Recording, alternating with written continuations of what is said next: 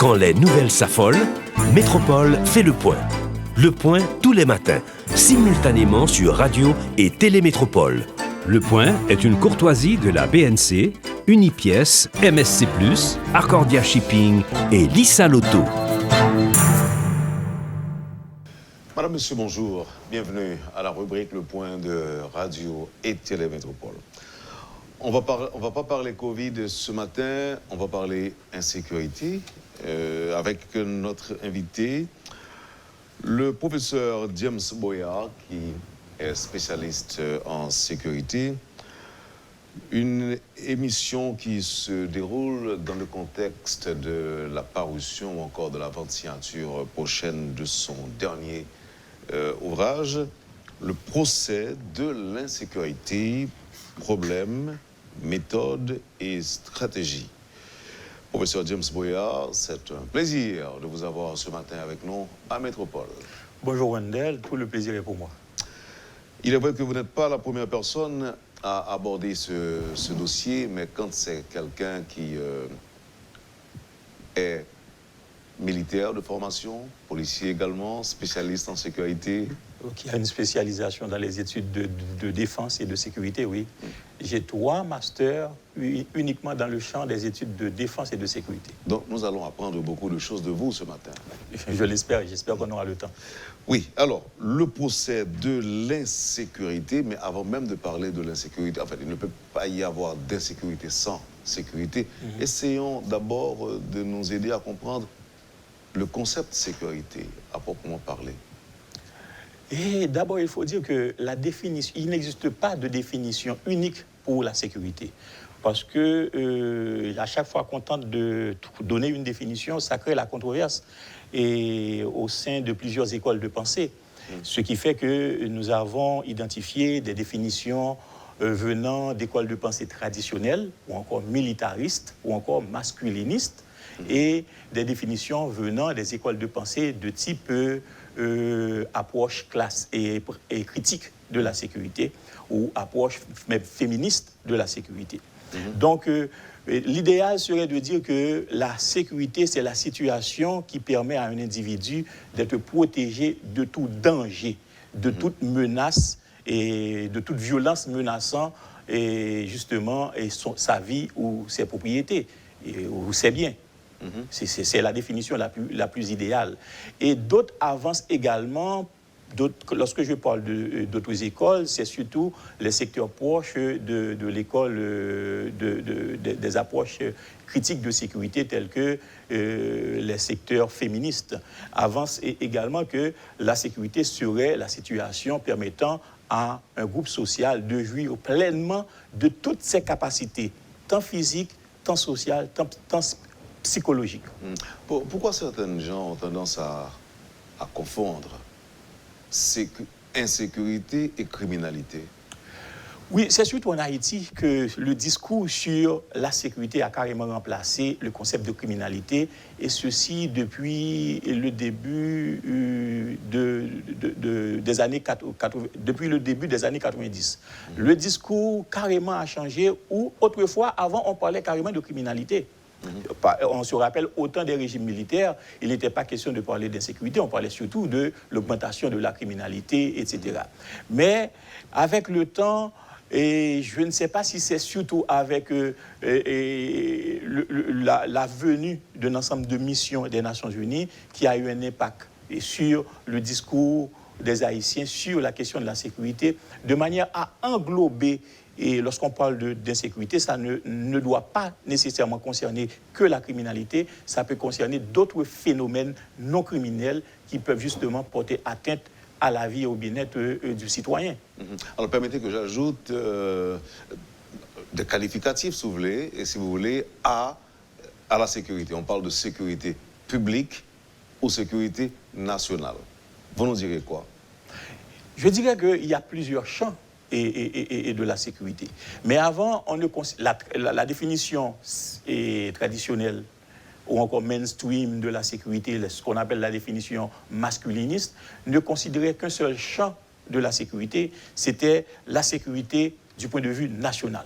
C'est-à-dire que la sécurité nationale faisant de l'État l'objet référent des enjeux de sécurité. C'est l'État qui est menacé, qui est la cible de l'insécurité, même lorsque ce sont les citoyens qui sont touchés, mais c'est quand même l'État qui représente les citoyens. D'accord ? Voilà pourquoi on peut parler des menaces à la sûreté de l'État, même lorsqu'il s'agit de kidnapping d'individus. D'accord ? De l'augmentation du taux d'homicide. On ne dira pas menace à la sécurité de l'État, mais on dira menace à la sûreté de l'État. À la sûreté de l'État ou à la sécurité nationale. Lorsque le niveau d'insécurité est tel que ça peut déstabiliser les institutions et ça peut remettre en question l'ordre social ou le système social, voire le régime politique en place. Donc, par rapport à cette définition simpliste, il y a une définition beaucoup plus large où on peut parler maintenant des insécurités, dans le sens que ça prend non seulement la sécurité nationale, mais ça prend également le concept de la sécurité publique qui, dans le cas qui nous concerne, s'attache à protéger le citoyen haïtien des violences criminelles. Mais ça prend aussi le concept de la sécurité sociétale qui permet de protéger l'identité nationale, les mœurs nationaux, la culture nationale de tout phénomène importé venant de l'étranger qui peuvent justement changer les schèmes de pensée et les comportements sociaux acceptables en Haïti. Donc, on parlera de menace à la sécurité sociétale.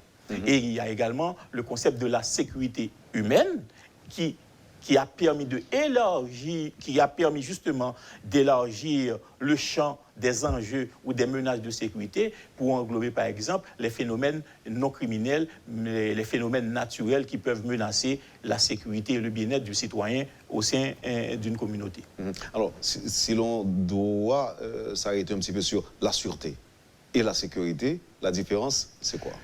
Laissez-moi vous dire, parce que je crois qu'il y a quelques mois, avant même le décès de notre ami, regretté ami Yves Cadet, et je visionnais justement une émission ici, Le Point, où on insistait sur une soi-disant définition entre sûreté et sécurité. Moi, je dois dire à mon niveau que, en réalité, il n'y a pas de grande différence, sinon qu'il y a certains groupes de pays, si c'est des pays anglophones, et anglo-saxons qui préfèrent établir cette différence. Mais en gros, il n'y a pas vraiment de différence parce que la question est réglée par le concept de la sécurité humaine qui a été proposé et accepté universellement par les Nations Unies depuis 1994. D'accord ? Parce que les Nations Unies est venue avec un concept de sécurité humaine qui a élargi la question de la sécurité à 7 champs de sécurité, incluant les questions de sûreté.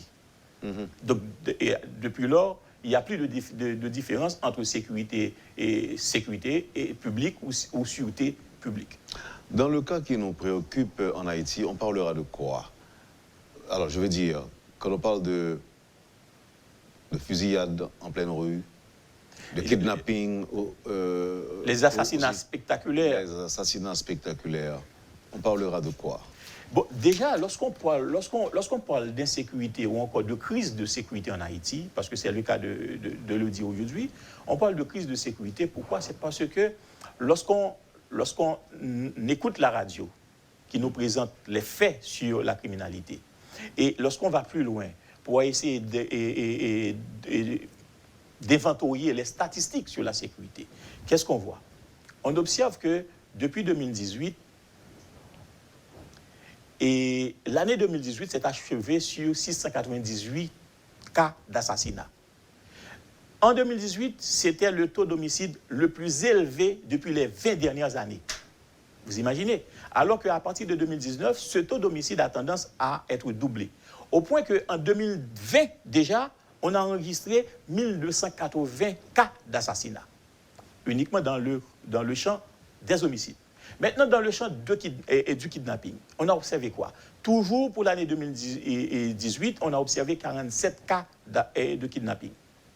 Et pourtant, en 2020, on passe à 234 cas de kidnapping. Donc, le fait pour la communauté haïtienne, la société haïtienne... Pour l'année Pour l'année. 2020. Pour l'année. Ah, mais les organisations de défense des droits humains parlent de milliers de cas de kidnapping pour l'année. C'est comme si il y a des cas qui n'ont pas été enregistrés ou identifiés par les institutions de l'État. Ça peut exister. Ça peut exister, surtout qu'il y a le cadre qui est le Centre d'analyse et de recherche en droits de l'homme, qui vient de produire il y a quelques semaines un rapport où il a recensé effectivement 91 cas de kidnapping uniquement pour la période allant de mars à avril de cette année. Donc c'est beaucoup. Donc ce qui fait que uniquement dans ces deux champs de la criminalité, les homicides et le kidnapping, eh bien on peut parler de crise de sécurité en Haïti. Et cette crise de sécurité est tellement élevée, cette crise de sécurité, ou encore ces taux de criminalité auxquels la société haïtienne n'était pas habituée, est tellement élevé que ça peut porter atteinte à la sécurité de l'État.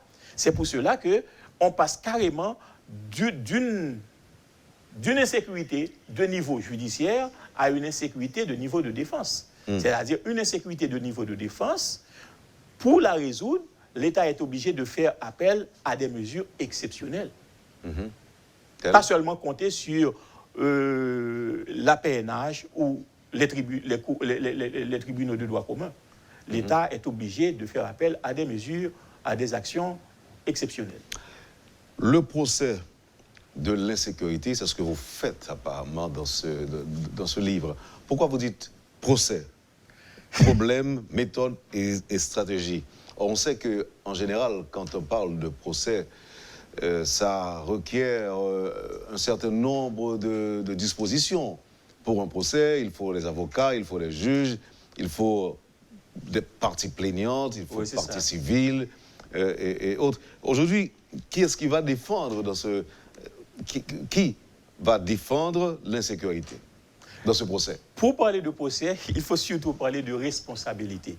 C'est justement ce point qu'on a voulu faire ressortir à travers les recherches. Parce qu'il faut le dire, l'ouvrage Le procès de l'insécurité est fondé sur des recherches sur le terrain, ce qu'on appelle les recherches empiriques. Je me suis fait accompagner et encadrer par l'Université d'État d'Haïti, à travers des groupes de jeunes chercheurs, des jeunes diplômés ou des étudiants finissants, d'accord, qui ont accepté justement de se prêter au jeu pour aller sur le terrain, collecter des informations, des informations sociales, pour ne pas parler des informations carrément sociologiques, pour établir le processus qui interagit, ou encore les processus ou les mécanismes qui interagissent dans la crise de la sécurité en Haïti.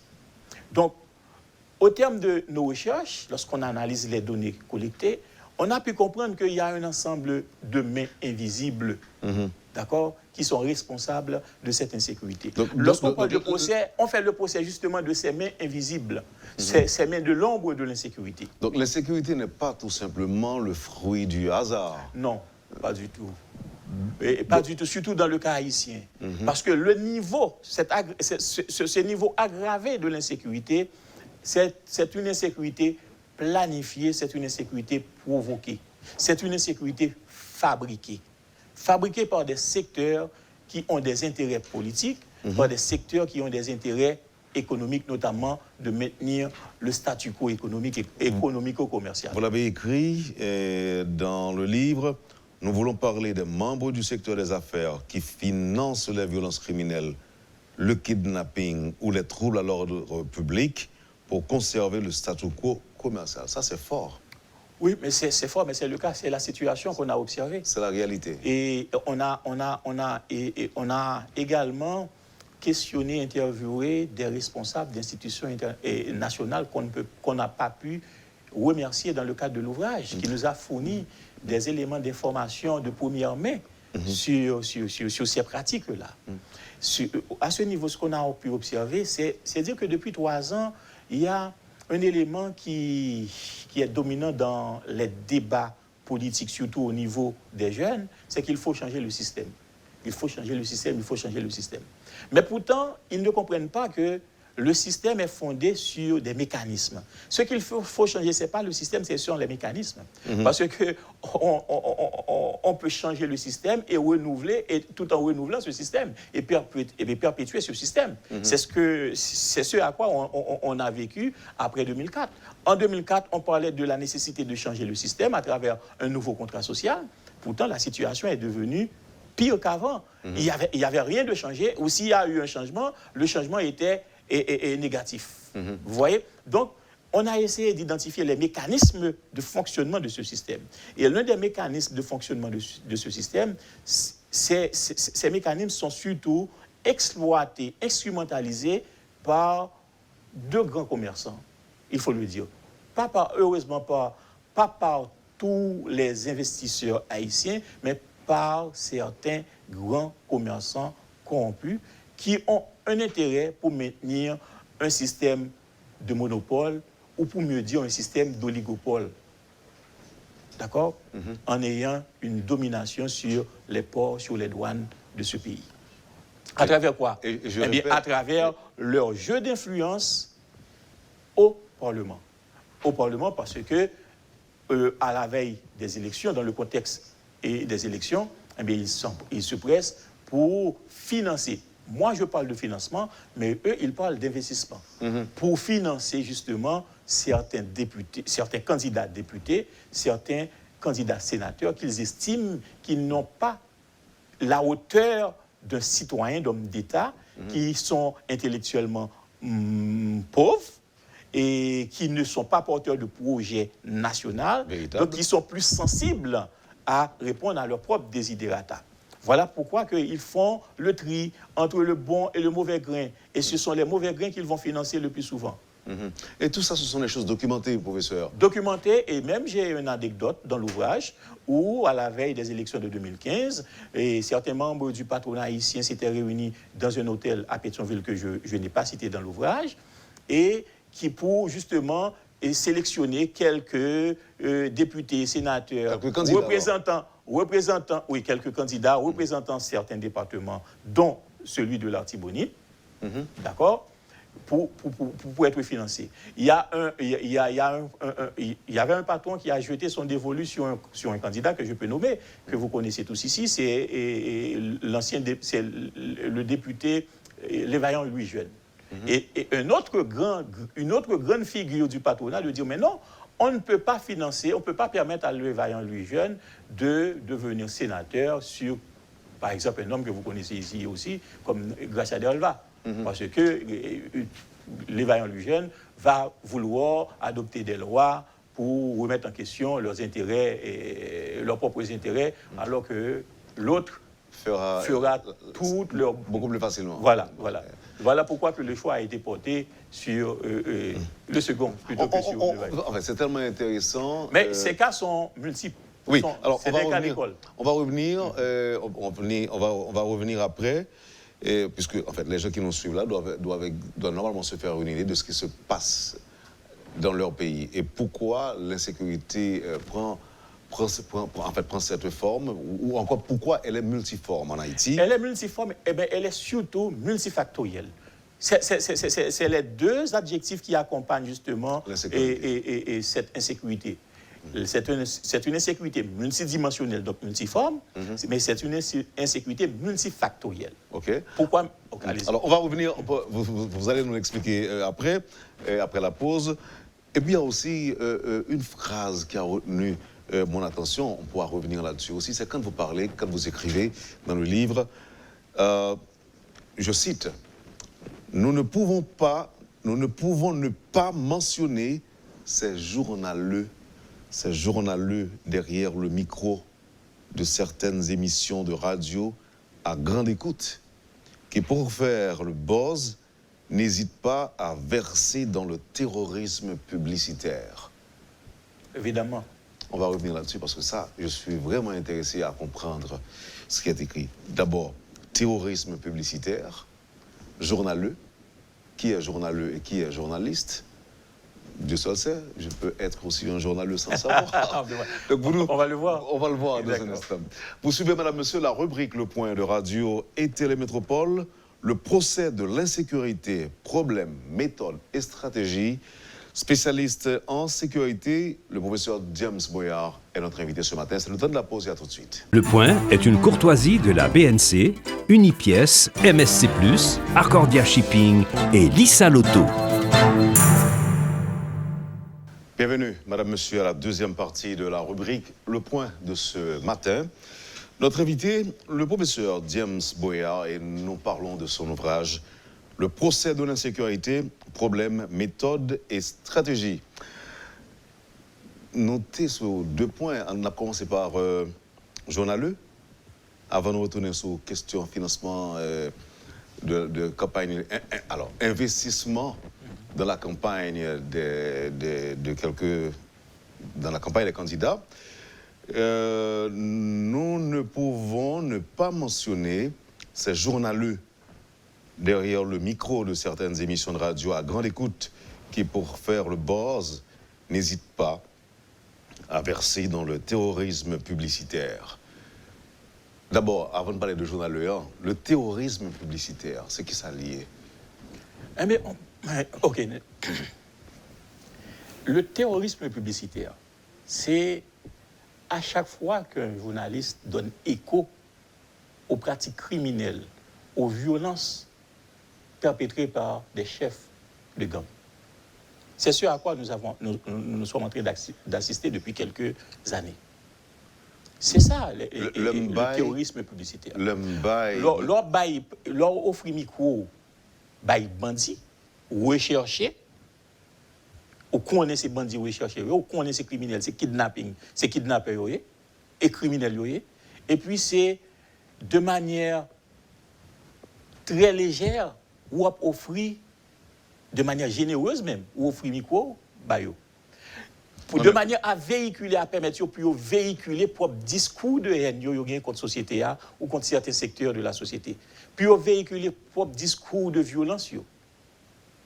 Juste parce que les communautés attendaient un tel comme bandit à parler dans la radio, et bien tout le monde va l'intéresser à l'émission pour faire le buzz. Uniquement, l'intérêt c'est... ces journalistes-là, le plus souvent, on rencontre parmi quelle catégorie de journalistes? Des gens qui n'ont pas été formés au métier de journalisme, pour certains. Mais pour certains, malheureusement, c'est des gens formés au journalisme qui sont sans éthique. Sans éthique et sans sentiment patriotique. Parce que le pays, ça, on va vivre là-dedans.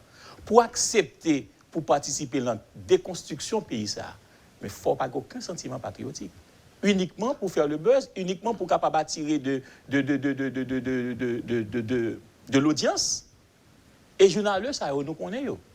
Nous listons. Émission, ça, nous connaissons. Bon, est-ce que maintenant, je dis, par une forme d'explication que journaliste, ça, est capable de ou bien journaleux, pour nous pointer par au loin, il y a dit comme ça que même si nous-mêmes qui dans les médias traditionnels, nous pas bail bandits micro, nous pas bail criminels micro, mais ils ont gagné en pile moyen. Les bandits de nos jours ont beaucoup de moyens. Combien faut-il de temps ils ont intervenu sur les réseaux sociaux, ils ont fait live, ils ont fait direct et qui atteignent autant de monde que peut-être ils étaient capables d'atteindre si c'est dans un type de médias traditionnels, autant que Jean Mappel là, ils ont passé. Et le problème qu'on a avec les citoyens haïtiens, lorsqu'ils respectent la loi, le plus souvent, ils toujours prennent en référence citoyen qui est en face, qui n'a pas respecté la loi. Ou pas qu'à agir en fonction de citoyen qui est en face. Il y a seulement mando agir conformément à la loi. Que citoyen sous côté là ou des dos là, pas agir de la même façon, fait remplir devoir par là envers le pays, remplir devoir par là envers la Constitution. C'est ça que je réponds à un journaliste. Donc, ce n'est pas parce que il y a l'autre journaliste qui verse dans le domaine, ce n'est pas parce que M. Sao a une possibilité pour capable de joindre l'autre opportunité, pour capable de faire promotion pratique, que vous même obligé d'accepter, offrir tout comme un élément nouveau qui peut favoriser. Est-ce que ce n'est pas la société qui est un petit peu permissive? Parce que discours de violence. La société est permissive. Pourquoi la société est devenue permissive? D'ailleurs, cette société qu'on a là aujourd'hui, ce n'est pas cette société qu'on avait il y a 20 ans. Ce n'est pas cette société qu'on avait il y a seulement 30 ans, il y a seulement 20 ans. Cette société est devenue permissive parce qu'il y a des élites qui ont émergé de cette société qui n'ont jamais dû devenir des élites. Qui n'ont jamais... Parce qu'on est élite. Pourquoi on est élite? On est élite tout simplement parce que on a pu acquérir un ensemble d'expériences, de connaissances qui nous permet de nous mettre au devant par rapport aux autres pour mieux guider les autres. D'accord? C'est ce qui nous permet d'être élite. Mais l'organe monde qui vient élite par hasard ou par accident, d'accord? Sans que l'il pas établi, sans que l'il pas suivi un processus de différenciation avec le reste des citoyens. Donc, l'il tant qu'on reste citoyen, il agit même genre citoyen, mais avec la seule différence, c'est que lui-même, il a une capacité pour drainer les citoyens derrière, même là, ils sont bons. Les citoyens sont avec, mais lui-même, ils sont bons, il a une capacité pour le drainer. Alors, il y a une raison de faire ça, c'est parce que... Parce que, il y a une remarque. Le plus souvent, qui toujours fait mal, les m'attendent dans la radio, autrefois, surtout dans l'époque électorale, les acteurs politiques qui disent, même les journalistes posent un acteur politique question sur un problème qui vient dans le pays, et puis ils disent, même pas qu'on est, même ça avec le peuple à marché. Ça avec le peuple à marché, c'est des peuples à mieux. Le plus souvent, depuis qu'on phénomène qui plus popularisé, élite politique là, il n'a pas jamais osé pour prendre le contre-pied de phénomène ça. Pour qui ça? Parce que un groupe de gens qui en faveur. À chaque fois que un groupe de gens qui en faveur, donc ils même dit ah moi ça me pas connaître ça avec peuple à marché, c'est des peuples à mieux. Même si le gars n'est pas bon. Soit même le plus souvent c'est pas bon. Mais si c'est des peuples à marché, en quoi vous êtes leader? Vous êtes derrière, c'est le peuple qui est leader. Donc ou pas un leader politique. D'accord? Ou pas qu'à dire ça avec le peuple, on va marcher. Ou pas qu'à marcher à côté du peuple. Et devant le peuple pour marcher, le leader est devant. Le leader donne l'exemple. Oui, donc l'élite doit donner l'exemple. L'élite doit donner le ton. Mais si c'est un mauvais leader. À chaque fois que l'élite échoue dans la façon de gérer une crise, dans la façon de gouverner, d'assurer la gouvernance politique ou la gouvernance économique du pays, eh bien c'est un peu normal que c'est le peuple lui-même qui reprend souveraineté pour lui résoudre le problème dans les rues. Donc, à chaque fois qu'il y a un problème dans la rue, c'est l'élite là qui échoue. L'élite là, pas me comprendre ça. Mais c'est à cause de la défaillance de l'élite qui fait qu'on a autant de troubles dans les rues. Ou encore que le pays est comme ça, parce que le problème, ça n'a pas dit tout à l'heure, le problème, les sociétales, à un certain niveau, et c'est toute élite qui a un problème, où je dis dans le secteur la presse, j'en dis, ou je dis dans le secteur éducation, ou je dis dans le secteur avocat, tout, un bon avocat qui a fait abus, qui a dit le bagage qu'il n'a pas dû dire. Définitivement. C'est toute la société qui est devenue corrompue parce que la société a eu un rôle pour le jouer, il perd du rôle là, parce que la première sanction face à une mauvaise action, ce n'est pas la sanction de l'État, ce n'est pas la sanction pénale, ce n'est pas la sanction de la police. La première sanction, c'est la sanction sociale. C'est la censure sociale. Non, mais c'est l'inverse. Même pour cette histoire de journal qu'on se parlait en live, on voit qu'il y a des émissions de grande écoute, c'est parce que il y a pile l'apologie de la violence qu'a fait là-dedans. Ah, mais justement, sans problème. Oui. Et c'est les mêmes sociétés en grande partie. Oui, mais il faut jouer votre rôle et votre partition en tant qu'élite. À chaque fois qu'on est directeur d'opinion, il faut diriger l'opinion. C'est pas parce que l'opinion livrée les rejoindre tête dans l'apologie de la violence, dans tout ce qui... Parce qu'il y a un phénomène qui se développe en Haïti, c'est du voyeurisme morbide. Le voyeurisme morbide. À chaque fois que y a un accident, côté pied moun nan coupé, tête là à l'autre côté, pour moun nan courir, venir sous photo, monter sous cadavre la pop, pour ces premiers moun, pour le voir là sur les réseaux sociaux, et pour même là, on va chercher tous les réseaux sociaux qui ont vieille image. C'est du voyeurisme morbide. Et journalistes ont participé justement dans la promotion de ce voyeurisme morbide. Pour ça, c'est parce que nous avons un groupe de gens qui, malheureusement majoritaire dans la société, plus souvent jeunes, ils sont au chômage, ils sont frustrés, et bien, seul bagage qui a intéressé, c'est bagage qui est capable de séduire leur bas instinct, leur instinct animal, eh bien, c'est violence. Donc, ou même, ou servir sur un plateau d'or, cette violence-là, qui va alimenter encore plus leur frustration. Ou pas faire éducation, là. Au contraire. Ou pas faire ni éducation, et ou pas aider psychologiquement tout. Vous voyez? Maintenant, on nous tourne sur la question financement, investissement dans la campagne électorale. Est-ce que mon ça aujourd'hui là, il n'a pas contribué, si vous voulez, dans le dérangement société lorsque c'est des gens qui ont senti, qui ont l'impression qu'il y a plus à leur solde, qu'il y a plus que plus capable de manipuler, ils ont investi dans eux, au lieu par exemple d'investir dans un monde qui gagne un bel projet de société, de belles idées. Oui, mais et monsieur député, sénateur, ça a investi là-dedans, choix est toujours bien établi en fonction de leur profil d'homme. Profil d'homme ou étudiant antécédent, passé, pour qui genre de moun yo yé. Même on parler de député, sénateur, on va parler de président. Ils ont investi dans le président. Oui, tout à fait. Moi, je parle. Non, pour qui ça? Parce que les mécanismes utilisés par ces groupes de patrons haïtiens, le plus souvent, à 80%, c'est ils passé à travers le Parlement haïtien. D'accord? Parce que même là, ils ont financé le président doit faire face à une réalité.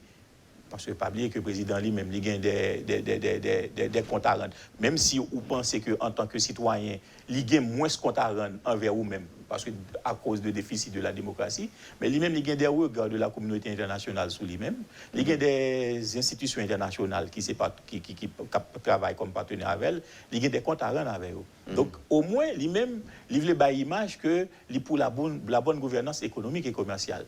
Donc, même leur fin financier, il peut mettre tout ça dans la campagne. Il peut arriver maintenant dans le gouvernement, à la tête du gouvernement, quand il y a des difficultés pour le respecter à 100%, ça le promet toi. Ou même les qu'on ça soit fait. Mais supposons qu'elle dit comme ça que le qu'on ça soit fait. Investir dans la campagne, moi, je promets tout, directeur, on dit.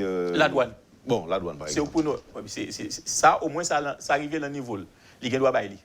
Et le plus souvent, c'est ça qui fait. C'est ça qui fait. Nous connaissons des cas où on est, c'est ça qui fait. OK? Mais ça me le dit là, c'est que pour ça m'insiste plus sur les parlementaires, c'est parce que le plus souvent, patronat ça, même les oreilles présidents, qu'on utilise le Parlement tout comme outil de dissuasion ou encore outil de déstabilisation du pouvoir exécutif pour forcer, pour orienter le comportement ou la politique du chef de l'État ou du Premier ministre. Pas penser qu'à chaque fois que une rumeur qui court, que va convoquer un Premier ministre dans le Parlement, pas penser que rumeur sont rumeur sain. C'est peut-être à la suite d'un échec d'une négociation entre ce Premier ministre et des groupes de patrons haïtiens. Donc, il va utiliser des éléments clés au sein du Parlement pour agiter ça comme menace. Et ça a eu environ une quinzaine d'années, je me parlé de ça avec vous avant. Marie-André Solde, qui d'ailleurs préfacé Livouan, ancien directeur général, nous étions Bruxelles ensemble avec lui, et puis il t'a rappelé qu'en Haïti, il y a un robinet qui ouvrit l'insécurité en l'elvelé. Et qui fait bien la volonté. À volonté. Oui, parce que le plus souvent, et la nature de l'insécurité en Haïti, c'est une insécurité de type stratégique. Ça ne parle de là, c'est qu'apparemment, ça ne date pas d'aujourd'hui. Non, ça ne date pas d'aujourd'hui. Écoutez, et la situation s'est aggravée, surtout à cause de quoi?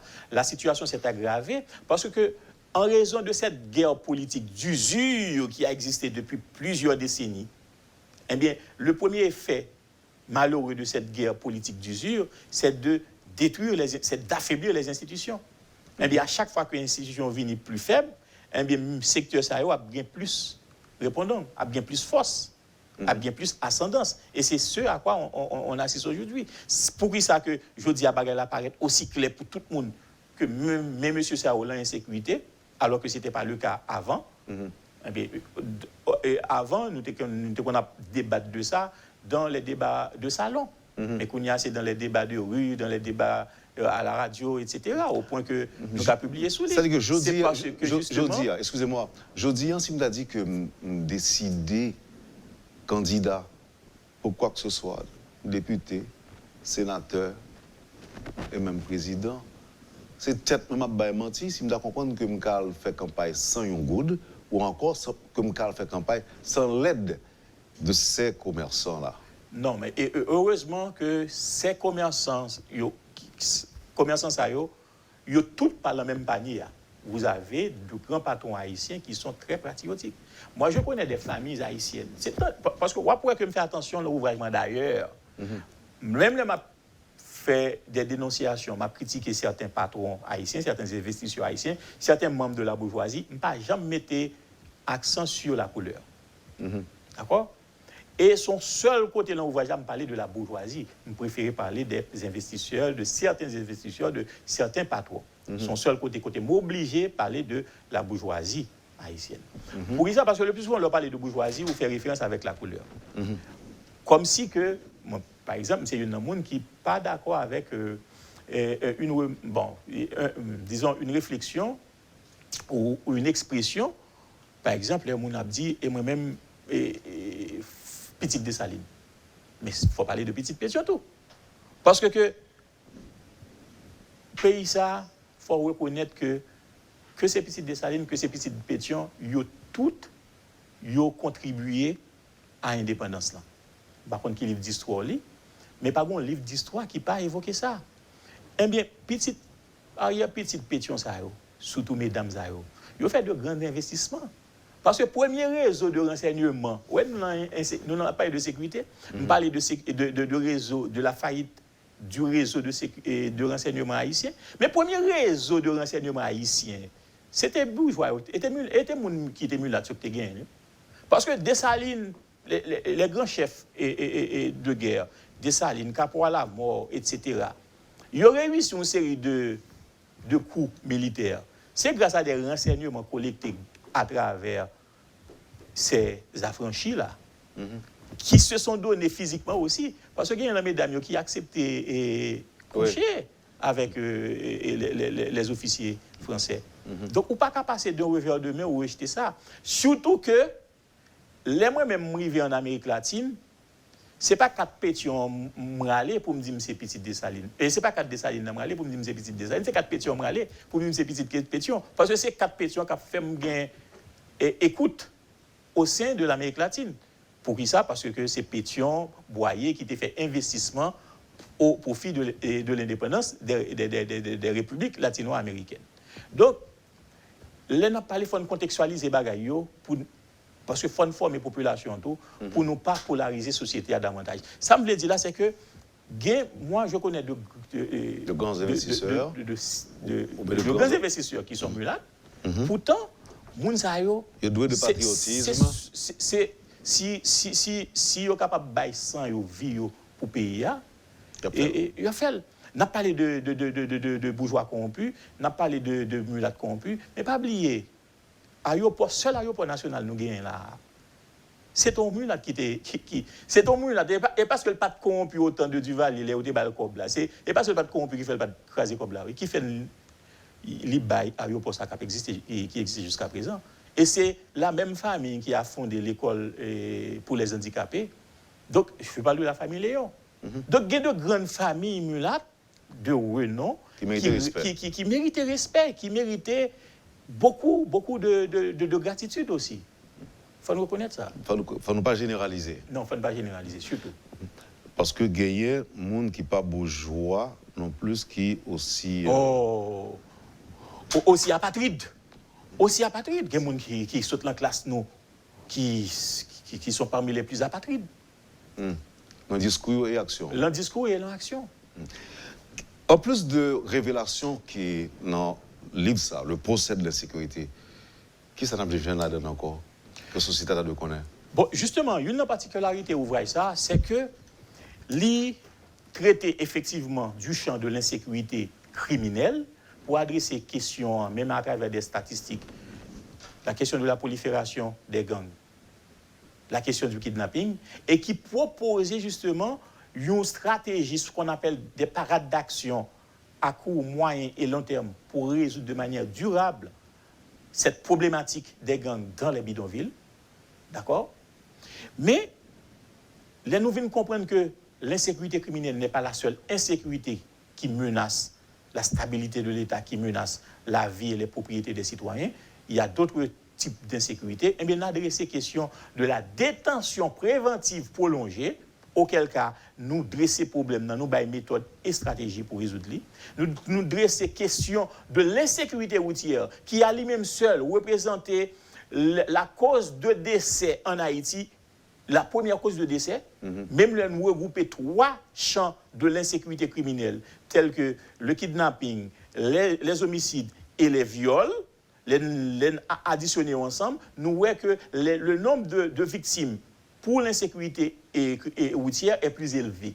Donc, nous faisons une recherche de terrain extraordinaire pour l'insécurité routière à travers les facteurs de risque accidentogènes. Nous déterminons parmi les 7 facteurs de risque accidentogènes, les 3 facteurs de risque les plus élevés pour Haïti.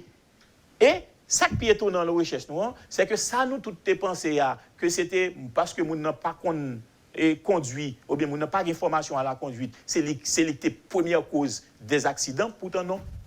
Première cause des accidents en Haïti, c'est les défaillances mécaniques des véhicules. D'où intérêt pour l'État lui-même pour l'investir dans l'inspection des véhicules. Et l'autre cause, facteur de risque accidentogène, eh bien, c'est les défaillances environnementales. Défaillances environnementales là, c'est-à-dire des infrastructures. C'est les gains route ou en route, les gains et une série de courbes qui en pente. Donc, nous baillons des pistes de solutions côté pour l'État capable d'identifier les zones pour lui capable d'améliorer. On va dire rien sur excès de vitesse, formation des chauffeurs. C'est ce qui est étonnant, c'est que excès de vitesse, ça, il passe au secondaire, c'est-à-dire il est en 4e, 3e, 4e position parmi les facteurs de risque accidentogènes en Haïti. Et nous parlons également de la féminisation des menaces de sécurité pour nous faire un regard, un coup d'œil et un clin d'œil sur le secteur des femmes, sur le genre, sur la question de genre. D'accord? Pour nous dénoncer justement le rapport, la nature du rapport de genre fondé sur le sexisme, vous voyez, donc qui opprime et les femmes, qui empêchent aux femmes d'exprimer leur pleine potentialité, d'où la définition de l'insécurité, de la sécurité justement. Avant nous aller, il y a un peu de monde qui était pensé que pour résoudre le problème, puisque si vous parlez de, si vous faites poser insécurité, c'est qu'il y a des solutions pour proposer, j'en suis fait là. Il y a des gens qui pensaient que anéantir, ou bien couper les mains, les bras, qui manipulent l'insécurité à distance, qui télécommandent l'insécurité à distance, que ce soit des gens qui ont un gang, qui financent un gang, que ce soit des gens qui ont des armes, balles, munitions, sous couper ça, le problème n'est pas résoudre. Oui, je suis d'accord, parce que sous couper bras, ça, après, il y a des nouveaux bras qui peuvent pousser. Après, il y a des nouvelles tentacules. Donc, est-ce que ça veut dire que nous condamnons pour nous vivre dans l'insécurité? Non, pas du tout. Parce que moi, parce que j'ai pensé à ça. Dans la recherche, dans le processus d'érudition, ce que j'ai proposé, c'est d'activer certains leviers du processus. C'est de changer certains leviers du processus. Et il y a un levier qui mérite de changer sans ne pas besoin de changer Mounio pour nous arriver un résultat. Parce que Mounio, c'est ces leviers-là que vous utilisez. Et bien, c'est changer le levier, ça, des leviers de la Constitution. On a fini, livre ça qui est comme un cob, et puis qui est le jeune. Est-ce que le livre ça en livre en folie? Oui, il y a pas un livre en folie. En librairie, le prix c'est 3000 gouttes en librairie. Mais comme il y a 40% traditionnel à livre en folie, donc imaginez que ça peut être entre 1800 et 1200 gouttes haïtiens. Je ne suis pas un matheux. Donc je ne peux pas faire le calcul aussi rapidement. Dernier livre que vous avez écrit, vous avez fait un droit avec le grand débat et défis du système international sera également à livre en folie. Les grands débats et défis du système international. Et c'est malheureux, mais année ça ne m'a pas sorti ouvrage sur les relations internationales. J'ai comme l'impression qu'il n'y a pas vraiment d'ouvrage à livre en folie cette année sur les relations internationales. Mais je me propose de revenir avec un titre sur les relations internationales pour l'année prochaine. Ce sera sur l'aide publique au développement aux États fragiles. Est-ce que vous pensez que Covid, pour de bon, n'en ralentit élan ou bien inspiration mondiale qui fait que pas produit beaucoup plus d'ouvrages pour ça? Bah quoi ça non, parce que nous t'attendons depuis le séisme du 12 janvier que nous pas que Livre en Folie ne doit pas organiser par manque de titres. Pourtant, c'était la 16e édition. Eh bien, justement, ma première participation était à la 16e édition de Livre en Folie. Et c'était étonnant pour l'organisateur Livre en Folie, puis il y aurait autant de nouveaux titres. Donc, il y a des situations de mal-être qu'on va vivre. Au contraire, ça a plus sensibilisé pour écrire. Surtout sur une période de confinement, et c'est la seule possibilité de vous de voyager et d'évacuer certaines choses. Et pour nous finir, avant qu'il doit aller, qui ont protégé tête de Covid? Eh bien, respecter les gestes barrières. Respecter tous les gestes barrières. Même si vous n'avez pas garantie à 100%, oui. Oh, écoutez, garantie à 100%, je ne sais pas qu'elle existe nulle part. Parce que c'est seul bon Dieu Kabaoul. Nous prions en pile tout. Ça, c'est vrai parce que aide-toi le ciel t'aidera. Mais il faut nous systématiquement respecter les gestes barrières. Est-ce que désinfecter ni vous-même, ni Radou avant de rentrer. Et c'est ça que je toujours fait. Avant de rentrer, après, je vais dans la machine là. Depuis que je suis la machine là, c'est le premier bail que je fais. On va faire même avec tout le monde. Il y a des gens qui déshabillés, normalement, qui étaient devant la porte la caillou. Oui, mais malheureusement, je ne peux pas faire pendant que je pendant la cour là, je fais le la caillou. Non, c'est ça me dit oui, il y a des gens qui ont rentré la caillou, c'est ça qu'ils ont fait. Oui, c'est ce que qui fait, effectivement. Alors, nous avons une dame qui travaille avec nous, nous avons dit qu'il était en tenue de rechange. Et dans l'espace là pour toujours changer les rentrées. James Boyard après pour un vaccin? Là, c'est bon, c'est un débat. C'est un débat au sein de la famille. C'est un débat au sein de la famille. Parce que vous avez une position arrêtée sur ça. Justement, c'est parce que j'ai une position liée à certaines informations sur certains types de vaccins. D'accord? Donc, parce que je suis passé aux États-Unis récemment, j'étais capable de prendre même Johnson là, et je me dis, bon, laissez-moi encore le temps de réfléchir parce qu'il y a d'autres options. Est-ce que c'est parce que aux jeunes et qu'ils n'ont pas aucune comorbidité, ou pas hypertendu, ou pas diabétique, ou pas aucun problème? Oui, mais c'est une erreur jeune qui fait en pile, parce que même là, ils n'ont pas ces maladies-là, et si ils prennent le virus là, ils sont capables de toujours être asymptomatiques. Mais pas oublier qu'il y a maman, papa, grand-maman, grand-papa. Parce que moi-même, jusqu'à présent, je vis à maman la caille. Donc, vous imaginez, je vis à maman, je vis à ma tante. Donc, ce qui fait que ce n'est pas pour ça pour ne pas prendre précaution. Et ça me dit, jeune. Parce que, imaginez-vous que récemment, il y a l'école qui décidait, et les classes philo ont décidé à organiser une activité récréative pendant que nous avons un contexte de Covid-19 aussi aggravé.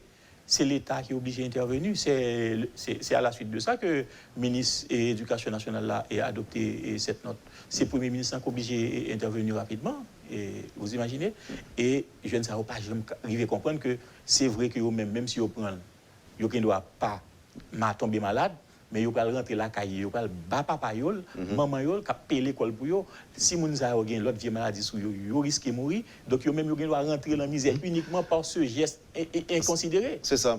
Et en tout profiter, dit que il y a plein de monde qui a un cœur sauté aujourd'hui par rapport à la fête des mères, parce que il y a pile maman qui recevoir des accolades, des embrassades de bonne fête à l'occasion de la fête des mères. Et Josia, il y a pile papa qui a questionné qui volume Covid qui va recevoir à l'occasion de la fête des pères. Ah bien, recevoir tout contentement, ça, toute considération ça, de loin. À distance. À distance. Merci, petit, même content. À distance. C'est un plaisir de vous recevoir matin. Et James Boyard, merci infiniment pour les révélations, les conseils, les remarques et les découvertes que vous avez jugé bon de partager avec le public de Métropole ce matin. Je vous souhaite bonne chance et puis on a continué comme ça, on a toujours parlé. Merci Wendell, merci Métropole, c'est un plaisir pour moi pour me dire avec nous aujourd'hui. Vous avez suivi, madame, monsieur, la rubrique Le Point de Radio et Télé Métropole. Le professeur James Boyard, autour de son ouvrage Le procès de l'insécurité, problèmes, méthodes et stratégies, était notre invité ce matin. Passez une bonne journée avec nous et à demain. Quand les nouvelles s'affolent, Métropole fait le point. Le point tous les matins, simultanément sur Radio et Télé Métropole. Le Point est une courtoisie de la BNC, Unipièce, MSC+, Accordia Shipping et Lisa Lotto.